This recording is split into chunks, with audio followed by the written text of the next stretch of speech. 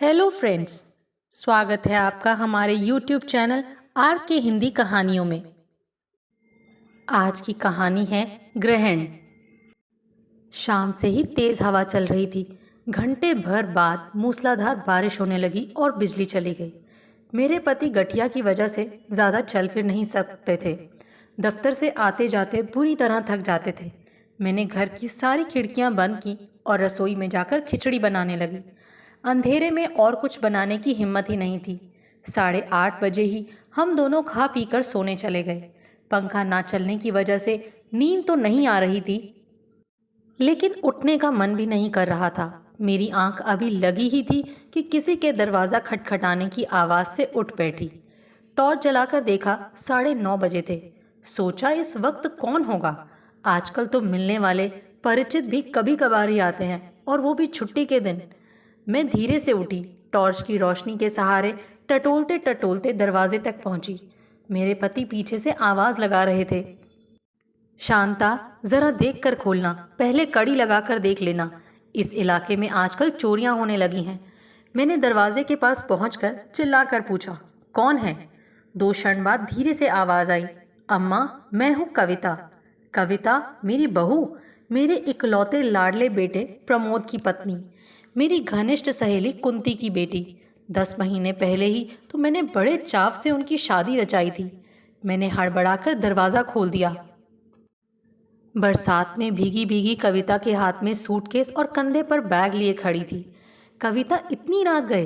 प्रमोद भी आया है क्या? उसने नहीं में सिर हिलाया और अंदर आ गई। मेरा दिल तो धड़क उठा। वो ठीक तो है ना? हाँ, उसने संक्षिप्त सा उत्तर दिया। वो कहाँ? मेरा मतलब है प्रमोद क्यों नहीं आया? वो भोपाल गए हैं, वो शांत स्वर में बोली। भोपाल? मैं चौंक गई। किसी से मिलने या दफ्तर के काम से?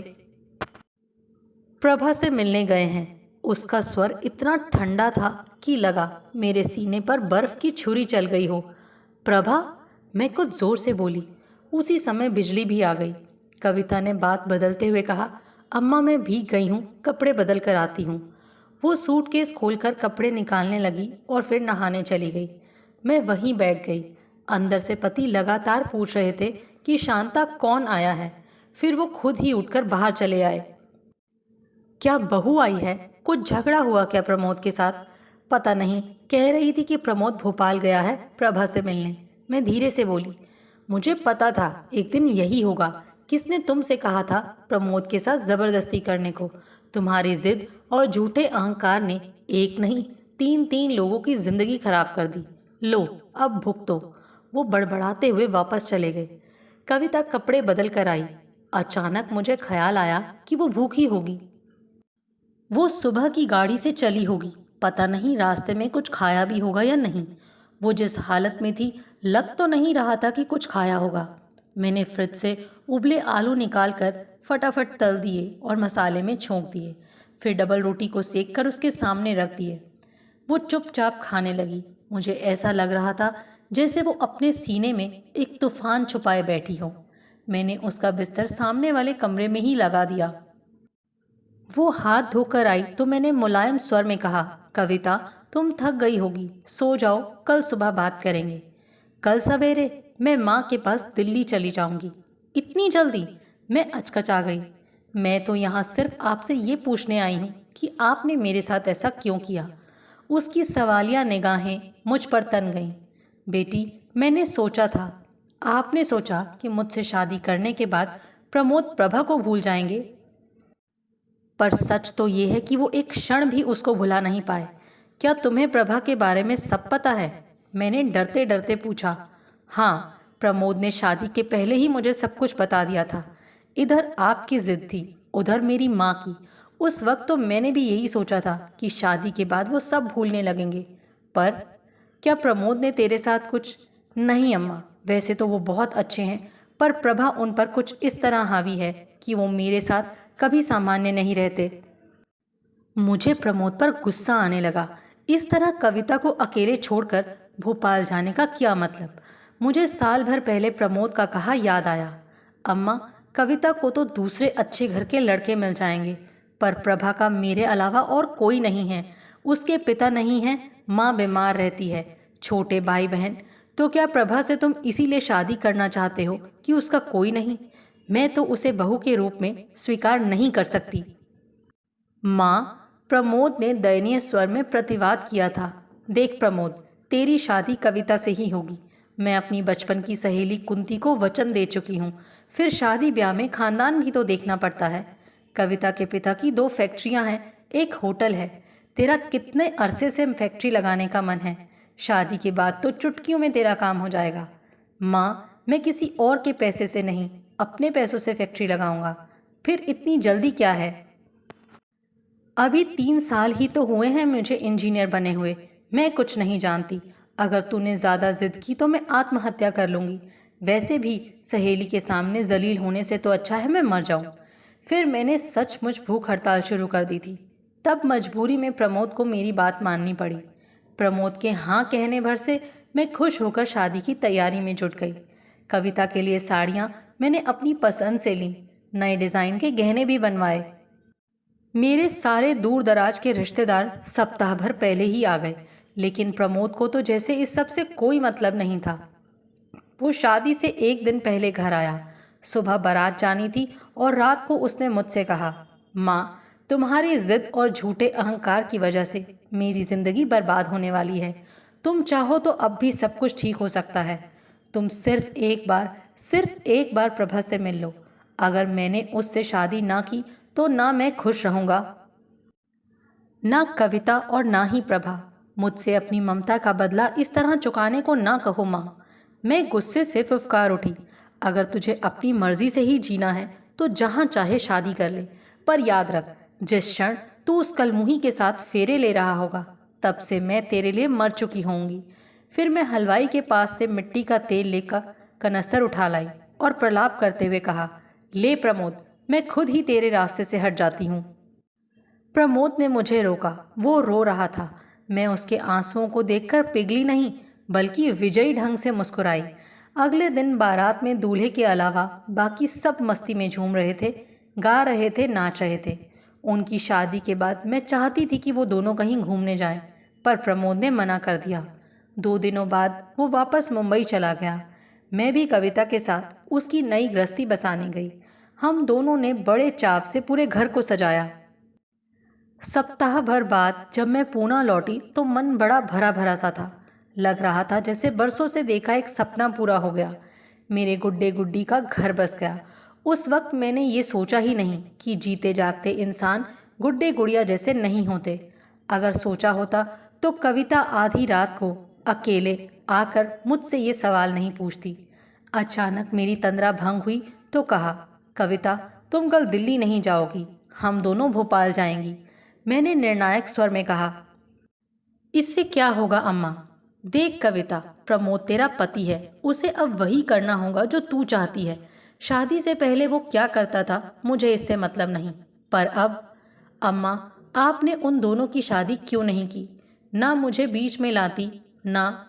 उसने प्रतिवाद किया, वो लड़की प्रमोद के लायक नहीं है। मैंने शुष्क स्वर में कहा, क्यों नहीं है अम्मा?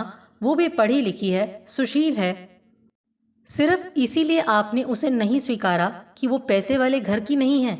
या? उसने मेरे मर्म पर चोट की। कविता, तुम्हें पता नहीं है तुम क्या कह रही हो। मैं और कुंती बहुत पहले तुम दोनों की शादी तय कर चुकी थी। शादी ब्याह में खानदान का भी महत्व होता है बेटी। अम्मा, अगर मुझे पता होता कि आपने इस शादी के लिए प्रमोद से ज़बरदस्ती की थी तो मैं कभी तैयार नहीं होती। आपको भी तो पता है कि मैं फैशन डिज़ाइनिंग सीखने विदेश जाना चाहती थी। आप दोनों सहेलियों की वजह से प्रमोद भी दुखी हुए और मैं भी। आपने ऐसा क्यों किया? कविता फूट फूट कर रोने लगी। मेरा भी दिल दहल उठा। मैंने बड़े प्यार से उसका सिर सहलाते हुए कहा, ना रो बेटी ना, मैं वादा करती हूँ कि तुझे तेरा पति वापस ला दूंगी। पर उसकी हिचकियाँ कम नहीं हुई। शायद उसे अब मुझ पर विश्वास नहीं रहा था। पूना से मुंबई और फिर वहाँ से भोपाल, हम दोनों ही थककर चूर हो चुकी थी। मुझे पता था कि प्रभा भारत केमिकल्स में काम करती है। एक बार प्रमोद ने ही बताया था। वो दोनों भोपाल के इंजीनियरिंग कॉलेज में साथ साथ पढ़ते थे। प्रमोद छुट्टियों में जब भी घर आता प्रभा का जिक्र ज़रूर करता था, पर मेरा उससे मिलने का मन कभी नहीं हुआ। हमेशा यही लगता कि वो मेरे प्रमोद को मुझसे दूर ले जाएगी। स्टेशन के ही विश्राम गृह में नहा धोकर हम एक रिक्शा में बैठकर भारत केमिकल्स के दफ्तर में पहुंची।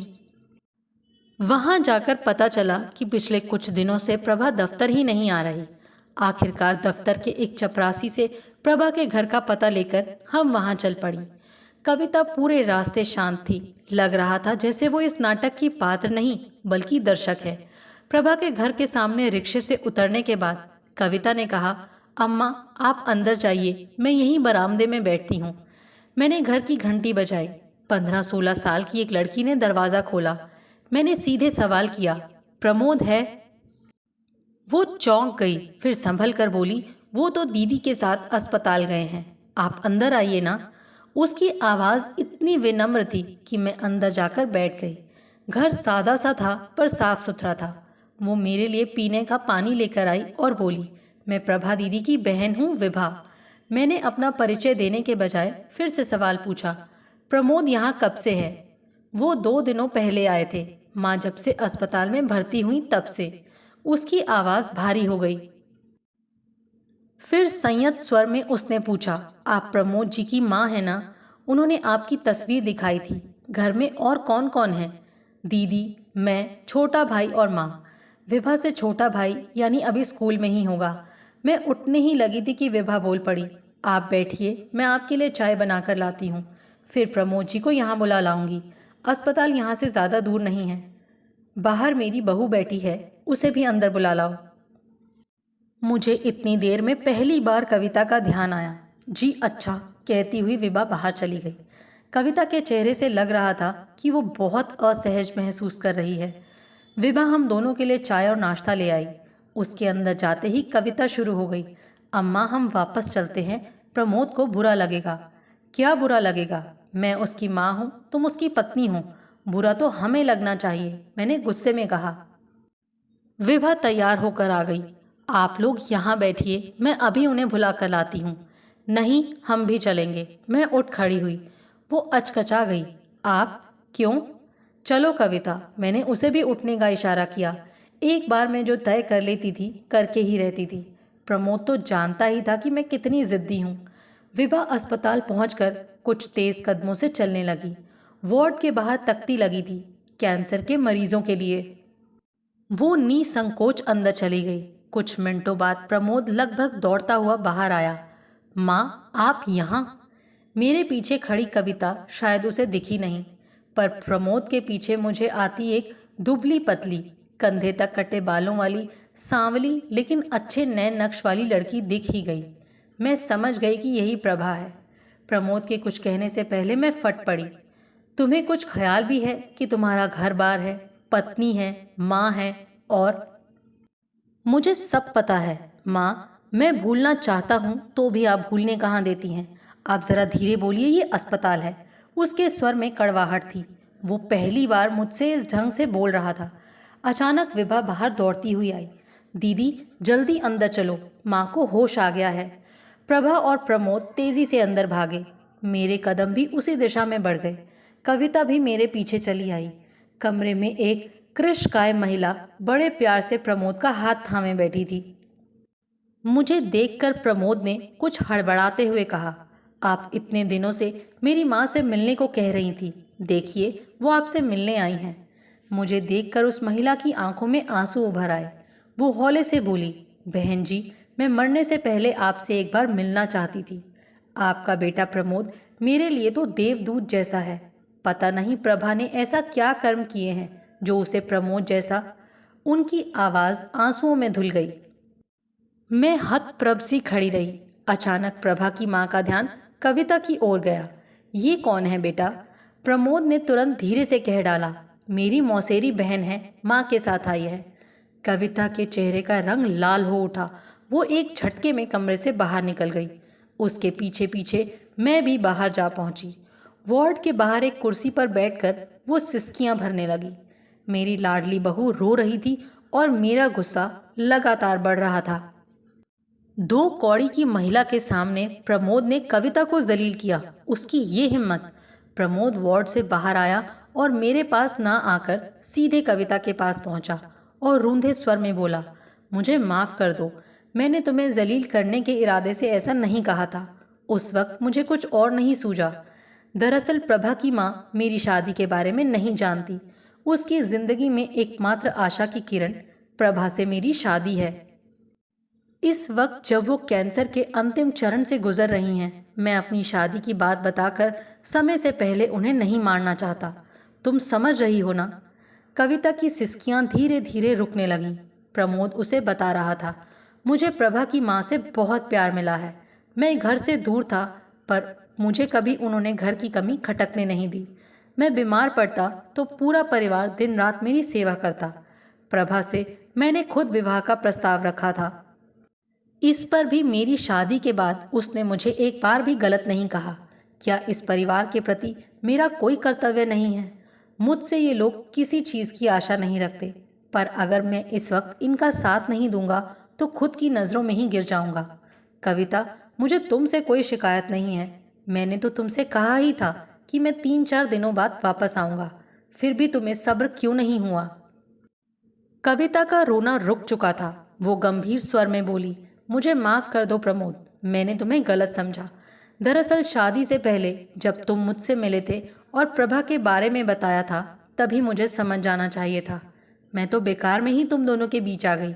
तुम्हारी ज़रूरत मुझसे ज़्यादा प्रभा और उसके परिवार को है। तुम चाहो तो अब भी अपनी गलती सुधार सकते हो। मैं तुम्हें आज़ाद करती हूँ प्रमोद। मैं दिल्ली लौट जाऊंगी और फैशन डिज़ाइनर बनने का सपना साकार करूंगी। मैं हक्की बक्की खड़ी रह गई। मुझे लग रहा था मेरा तो अस्तित्व है ही नहीं। मेरे बनाए गुड्डे गुड्डी अब इंसानों की भाषा में बोलने लगे थे। कविता, इतनी जल्दी कोई निर्णय मत लो, शादी कोई खेल नहीं है। प्रमोद कठोर स्वर में बोला, हाँ वाकई खेल नहीं है, पर मैं अब और कठपुतली नहीं बन सकती। कविता दृढ़ स्वर में बोली। प्रभा और विभा हमारे पास आ गईं। प्रभा शांत स्वर में बोली, आप लोग घर चलिए, खाना खाकर जाइएगा। घर आकर प्रभा और विभा ने फटाफट खाना तैयार किया। बिना एक भी शब्द कहे हम सबने खाना खाया। रात घेर आई थी। प्रभा ने बाहर वाले कमरे में हम सबके सोने का इंतज़ाम किया। प्रभा का व्यवहार देखकर मैं चकित रह गई। शांत, सुशील, कहीं से ऐसा नहीं लगा कि वो मुझसे नाराज़ है। उसे तो निश्चित ही पता होगा कि प्रमोद ने उससे शादी क्यों नहीं की। रात को मैं प्रमोद से कुछ कह नहीं पाई, क्योंकि प्रभा का भाई अरुण हमारे कमरे में सोने चला आया और कविता प्रभा के साथ अंदर वाले कमरे में। मुझे तो सारी रात नींद नहीं आई। मैं जिंदगी में पहली बार अपने आप को पराजित महसूस कर रही थी, पर फिर भी हार मानने को तैयार नहीं थी। सुबह उठते ही कविता ने घोषणा कर दी, मैं आज ही दिल्ली चली जाऊंगी। मैंने प्रमोद से कहा, देख बेटा, कविता को रोक ले, तू उसे अपने साथ मुंबई ले जा।